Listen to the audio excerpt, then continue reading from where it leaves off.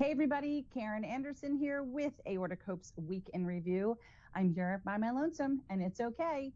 It is May 15th, so I hope everybody had a lovely Mother's Day yesterday.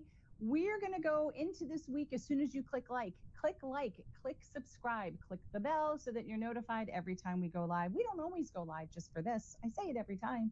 We also go live when we interview physicians.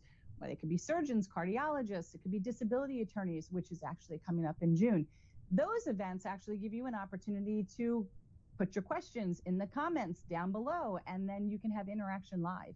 So we have live Survivor series too. There's so many things that happen live on this channel that you need to click the button. You need to click that bell so that you find out about it. And then we're going to ask you to please share the link to this video because a lot of the things that we share really are applicable to many different diseases, many different situations in life, and somebody else might find it very interesting and therapeutic.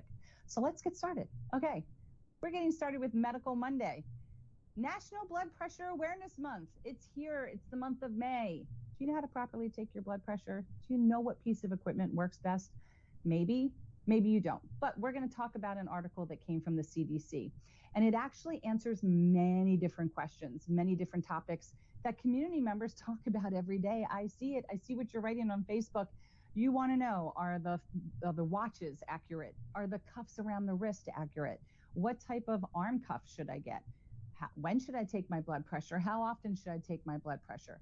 So if you're curious as to why you should be taking your blood pressure, where you can get your blood pressure checked, what actually affects your blood pressure, the correct way to measure your blood pressure, how healthcare professionals actually measure your blood pressure, and how you can measure your own blood pressure at home, how often you should take your blood pressure, what do you do if your numbers are high? There's so much information in this article. There's actually also a log you can download or you can print off that'll help you get started on capturing that information. But what you didn't know is so many of the Omron blood pressure cuffs have a Bluetooth function, and then you can download a free app and it captures all of your blood pressure information, and you can send it right off to your doctor so that they can review it and keep it in your chart. Bet you didn't know that, but it's true. So you should take a look at the article. I'll tell you right now, here's a hint. The watches are not super duper accurate. The cuffs by the wrist, they're okay, but an arm cuff is always best. It's always going to be best. But you got to make sure you're using the right size cuff for your arm and that you're positioning it correctly between the elbow and the upper arm. You also should have your cuff calibrated. When you buy a new cuff, take it to your doctor's office. Let's make sure that your cuff says what the doctor's office says, right? And then when it's daylight savings, whether we're springing forward or we're falling back, whatever the case may be, or if we're even still doing that anymore.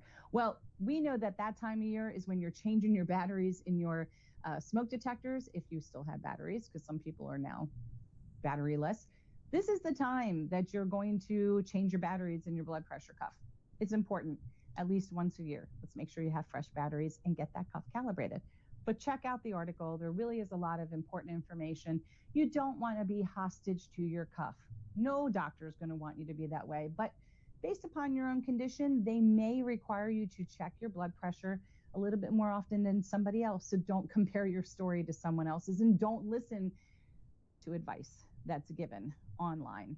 Take it for what it's worth, a comment to take back to your own physician. And a lot of times when you're changing medications, that's when the doctors really want you to watch your blood pressure. They want to know over the next 6 weeks how your body's responding and adjusting to the meds. Are you finding that your blood pressure is going higher later in the day? Well, maybe you need to adjust the dosage then in the morning. Or if you're waking up, which is naturally a time when blood pressure can be a little higher, but if it's staying higher, maybe nighttime meds need to be addressed. There's it's like chemistry, it's like science. All these things that the doctors know to do to manipulate our medications to make sure our blood pressure stays a little bit more consistent. It's going to have spikes. Spikes are normal. You watch a scary movie, it might spike. You watch a love movie, it might spike. You might eat spicy food, it's gonna spike.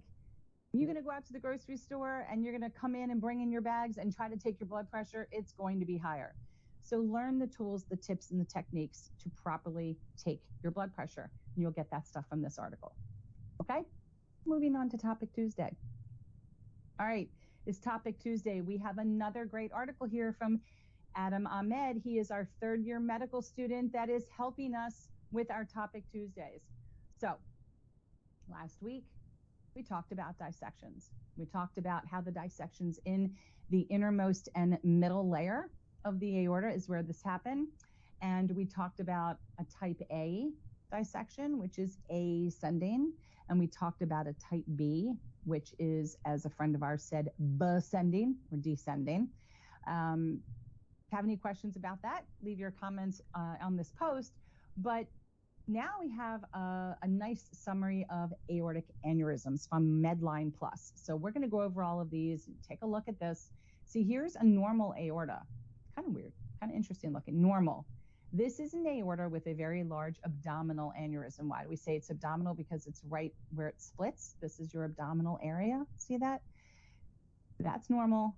That's not so normal. Okay, so this gives you an idea on what an aneurysm would look like. I'd say this looks like it's pretty significant, though I don't know what size it is, but it's looking pretty significant to me. So let's talk about this. So an aneurysm often refers to a bulge or swelling within the wall of the artery in the body, which is often due to some weakness or, just some weakness in the structure of the lining of the vessel, okay? Larger aneurysms carry an elevated risk of rupture or dissection. So that's why they're important. They're important to monitor or properly diagnose so that we avoid that. And that part, remember, we say is a lot more rare, but it's a lot more common to have the aneurysm. And they can develop anywhere along your aorta, from where it comes out of the heart all the way down into where it goes into the legs. So they're often grouped into two main categories. You have the abdominal aortic aneurysm, or AAA. Now see this, because there's a lot of people out there on groups, the ascending aortic aneurysm group, that often refer to their aneurysms as a AAA. It is not a AAA. A AAA is commonly understood to be the abdominal aortic aneurysm. So there's often confusion out of just lack of knowledge or trying to move fast and make things easier. Abdominal aortic aneurysm is your AAA, okay? And they're much more common type of aneurysms, and they typically occur lower in the abdomen, along the abdominal region, which we just showed, this area in here, okay? Then you have your TAA. That is your thoracic aortic aneurysm. Now that's going to be upper in the chest. Anything that's in the chest is thoracic, okay? And so those tend to be associated, when you get them, more with a connective tissue disorder like Marfan syndrome, Ehlers-Danlos. These occur higher in the aorta, and that's, as I just said, in the chest area, okay? Now, if you had something in the ascending, coming right out of the heart, this is still your thoracic ascending aortic aneurysm, okay? It's not a AAA. It's not an ascending aortic aneurysm because it's thoracic. So you got to make sure you have that T in there, just if you want to be speaking properly, just saying. Aortic aneurysms share the same risk factors as the ones we discussed with aortic aneurysms last week. So that includes hypertension, male gender typically, smoking, older age, and people with tissue disorders. One important thing to note actually about aneurysms is that there's a lot of evidence now to suggest that there is typically a familial association, or as we were talking about, some type of genetic component with aneurysm formations. And it doesn't mean they have to be in the same area, okay? So my father had an abdominal, I had a thoracic.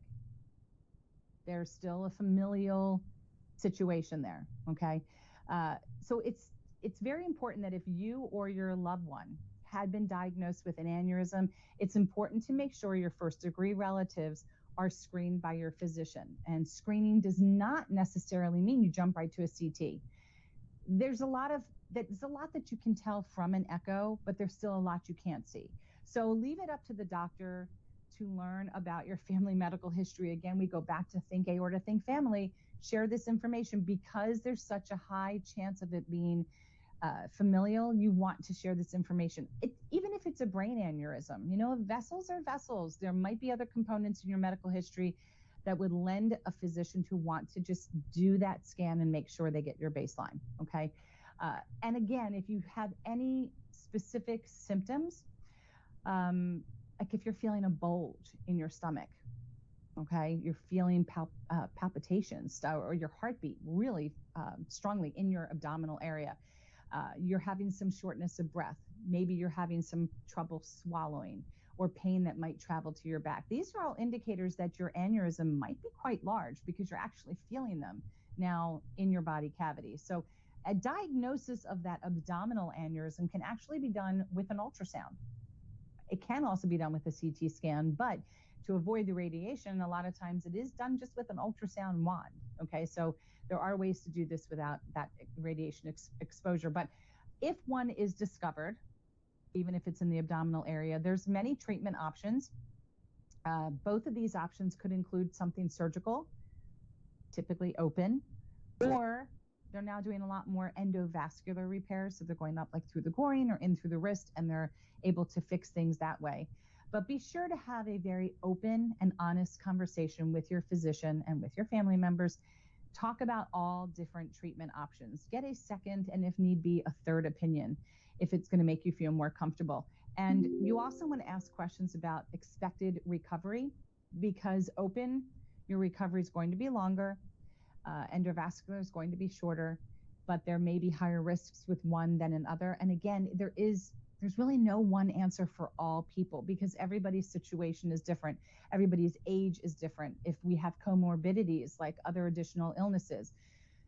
So when you hear things or when you read things that's online, this should all be taken as just a bit of information for you to take back to your physician and have that conversation. Okay, so this was our Tuesday that was all about aneurysms. So hopefully if you learned something, it resonated with you, or it developed a question in you, take this information back to your physician. That's our topic Tuesday. Okay, we're moving on to Therapeutic Thursday. I love this topic. This is all about the spoon theory. And I'm sure not a lot of you have heard the spoon theory, but May is also Mental Health Awareness Month. And so we wanted to ask you, do you consider yourself a spoonie? Do you know what a spoonie is? Well, a spoonie is someone who really kind of implements the spoon theory. So the spoon theory was created by Christine Miserandino. I hope I didn't butcher your name. She explains the spoon theory as follows. So most people start the day with an unlimited amount of possibility, right? You just kind of start your day and you have all this energy to do whatever it is that you desire to do, especially you younger people. You just kind of pop out of bed. Us older people, we put one foot down and we think, how did I break every bone in my body while I was asleep? But that's another topic. The point is you wake up and the day is endless, right? For the most part, you don't really need to worry about the effects of anything that you do. You're not even thinking about it. You're just living your day. So the way she explains spoons is Christine would actually have spoons to convey this point. And she needed something to hold to physically be able to explain to people the difference between their waking up and her waking up in day. So most people who get sick or develop a disease or an illness, they actually feel a loss of life from what they had before. And so if you have spoons and a spoon holds a value for something you have to do in your day, then you're physically taking away the spoon. And this is visually going to give you an idea of what you're left with and at what time of day. So in this particular case, she was trying to explain, what does it feel like to live your life with lupus? Okay, because that's what she had. And this all comes from butyoudonttlooksick.com. So if somebody wants to understand what you're going through with aortic disease, how you could still be sick but look good and look fine, this is a great time to implement the spoon theory. Okay, so we're going to go into this now. All right, so taking a look at this graphic, it's a great way to explain to healthier people, really your friends and your family, what it's like to live with a chronic illness, because they don't often understand. And people with aortic disease, people with rheumatoid arthritis, lupus, Crohn's disease, whatever the disease is, we actually sometimes have limited energy. And so our energy is represented by a spoon, all right? So, and doing too much in one day can leave you actually with little spoons to no spoons and put you short on the next day as well. So let me explain what that means. So if you had 12 spoons in a day, and these spoons represented different things that we're going to see in this category, how do you use them? right? So I want you to think about how you operate and function in your day. So, for instance, if you didn't sleep well, you have to take away a spoon, okay? Because that one spoon is worth the amount of energy of not sleeping well. If you forgot to take your meds, if you skipped a meal, um, you take away a spoon. If you have a cold, you got to take away 4 spoons. Okay, so again, the spoons equal energy that you need to function in life. So one spoon might be, I got out of bed today. I have my 12 spoons. I have to take away a spoon because I got out of bed. I got dressed. That cost me a spoon. I took my pills. That cost a spoon. And I watched TV. Little energy, right? But that costs a spoon. So just to get through those 4 things, I now only have 8 spoons left. Okay? I have to take a shower. That takes 2 spoons. I have to blow dry my hair. That takes 2 spoons. Okay? I'm at 4. If I want to surf the internet or I need to read or study, that's 2 spoons. Okay? I'm almost out of spoons. I haven't even had dinner or put away laundry or did anything like that. To make and eat a meal is 3 spoons. To make plans and to actually socialize, 3 spoons. To do light housework, it's 3 spoons. To drive somewhere, it's 3 spoons. And here's the mother load. Here's the 4 spoons that sucks the energy out of you. If you're sick, that's 4 spoons. If you have to go to the doctor, that's 4 spoons. When you actually have to go shopping, I'm not talking about retail therapy, even though that's fun. It's still going to be 4 spoons. Exercising, definitely 4 spoons. Going to work, that's a 4 spooner as well. So think about your 12 spoons. Again, healthy people, they don't think about this at all. They may come home at the end of the day and say, wow, I'm really wiped. But they wake up the next day fully reloaded again. For those of us with chronic illness, people that don't understand how we feel so drained, but again, we're still getting up and functioning, it's because we're already borrowing spoons for tomorrow. You ever see that meme that says something like, I'm tired today and I'm already tired for tomorrow and tomorrow's not here? That's kind of the spoon theory. So again, when people don't understand how you're feeling, hand them spoons. Think about your own chart. Make up a chart. It's really very easy. This is not like a steadfast, ingrained in stone type of chart. And tell somebody, here's how my day goes. You just woke up, hand me a spoon. You just got dressed, hand me a spoon. You got to take a shower or something, hand me 2 spoons. You just went to the grocery store, hand me 4 spoons. Sometimes people need a visual to get a sense of what we're going through and what we're feeling, because outwardly, it's very confusing to others. I'm here doing this week in review week after week, and yet nobody knows what it might be like for me when I'm done recording or when I'm done being live interacting. I'm exhausted. How do you explain that to somebody that sees me like this?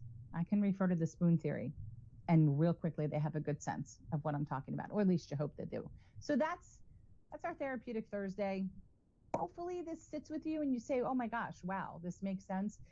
But again, she created this because she had lupus and she didn't know how to explain to people what she was going through, especially in the workplace, how you can show up and do your work and then try to tell me you have no energy to hang out when we get off work. It's having this, utilizing energy just to get through a day, knowing I've already depleted myself for tomorrow, and tomorrow is a lay around and do nothing. And don't think that laying around and do nothing doesn't cost spoons. It still does. It still costs spoons. So hopefully for those of you that don't have any medical conditions, maybe you have a better sense of what we're all going through by checking this out. But if you have any questions, you can always shoot us a message or leave us a comment here. Therapeutic Thursday. Okay.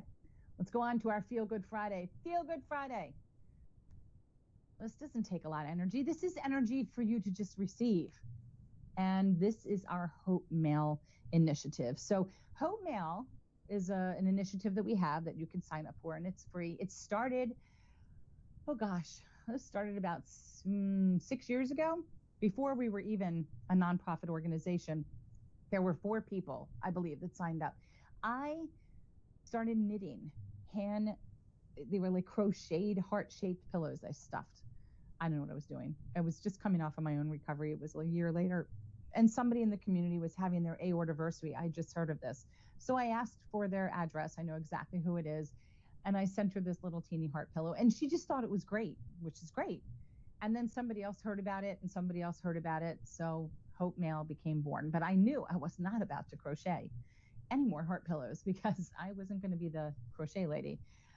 So we did a campaign. We raised money, 100% of the money that we always raise, 100% of the money that's donated to us always goes towards initiatives like this. So if you feel compelled by the story, click that donate button up there, okay? Hope Mail, right now we have about 300 people that receive a little teeny care package from us once a year on their designated aortiversary. Now, I know a lot of you have had multiple surgeries. Pick one day. You only get to pick one day, okay? Caregivers, pick one day. That's what you get. We will send you a handwritten card. We will send you a couple little cute tchotchkes, things just to let you know we're cheering behind you, we're rallying behind you. We hear you, we see you, and we are thinking of you on your very special day. It's just going to come out of the blue. You're going to get it once a year. And we hope you love it. And so every year we try to come up with something different that we think will be helpful. Like this picture here shows one year we had a jar opener because we all need help opening jars. We can't hold our breath, right? We can't strain. And also a journal. And everybody needs a journal because you can take that to your doctor's appointments. You can take notes, bring questions, what have you. So just got to fill out the form. And you get a chance to feel appreciated. And we like appreciating people. So Feel Good Friday. We would love to have you on our list for Hope Mail, and we'll send you out some this year. Okay, we're moving on to Survivor Series Saturday. Now, this is a story. I'm not going to read this whole story. This is from Ryan Nicka. Now, what's interesting about Ryan is that he had heart-related issues. His story is not just about his type B dissection. No. He actually had a lot of comorbidities, and his story it was very unnerving. It was very scary, but I mean, this is a great picture. This is an indicator of how he overcame all of those issues, one after another, after another, after another. I mean, we're talking about cancer. We're talking about a lot of things. This story, what it really did for me, even after 8 years from my dissection, it just puts things in perspective. This is what we were talking about last week, the importance of sharing your story. It put my own situation in perspective, my other issues that I experience in my day-to-day into perspective. It gave me some things to think about regarding my residual type B dissection.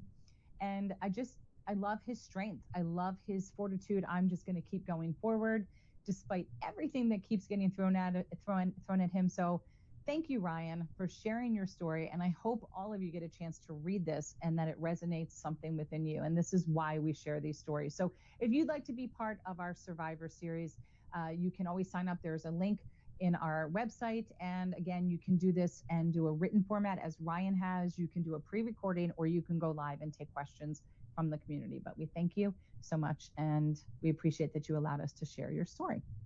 Okay, we're going on. It was Sunday, Seatbelt Sunday. Just wanted to remind everybody, as we have Father's Day and just the summer and graduations and birthdays galore coming up, we have these amazing, really pretty incredible seatbelt covers. So the story behind this is the woman, the original, often replicated, but you can't deny the original that's out there. She started this because her son had profound autism. Now, as an infant, as a toddler, it was very easy to pin a tag on a car seat in case there was a car accident and a first responder needed to understand some more information about her child. It was there on this tag. But as her child grew and grew out of that seat, it became more and more difficult to figure out, where do you put this tag for a teen or a young adult or an adult? So these seatbelt covers were born. I mean, brilliant idea. They Velcro on. They don't tend to move that often. Even if they do, it just goes right back up on your shoulder. It's comfortable. You can put it on any seatbelt you want. You can rip them off, transfer them to another car. Better yet, just own more than one. And inside this seatbelt cover is a clear pocket with a card where you can put all of your emergency medical information, your ICE, or in case of emergency contact, your medications, any allergies, your condition, obviously, all goes in there. This medic alert symbol that's right here is widely accepted by first responders and EMTs. They will know when they see this, this is something that they need to pay attention to. And you have a choice of black yellow or red belts in a variety of sayings. So we have them in abdominal aortic aneurysm, thoracic aortic aneurysm, aortic dissection, medic alert, Loeys Dietz syndrome, and Marfan syndrome. And we are just waiting on creating one for vascular Ehlers-Danlos. That's coming soon as well. We do have some in French, and we can also get them in Spanish if you'd like. So they are $15 if you are in the United States. That includes shipping, and they are $20 if you are outside of the United States. Now, unfortunately, in the EU, we are unable to send them to you because you have to then pay that fee out of your pocket to receive them. So I don't know what's going on over there in your country, but if you're still interested, we can talk about it one-on-one. But nevertheless, $15 donation if you're here in the States, and we would love to send you one of these. They're just, I think they're brilliant and they're wonderful. So that's our Seatbelt Sunday. And it takes care of our week. It takes care of our week. So we will be ready to move on to our next week, same day, same time. And yeah, thank you all for watching. Don't forget to click the like button. Don't forget to click the bell so that you're notified every time we go live, and think about sharing this because I'm sure something we've shared resonates with others. So thank you again so much. Until next time, take care.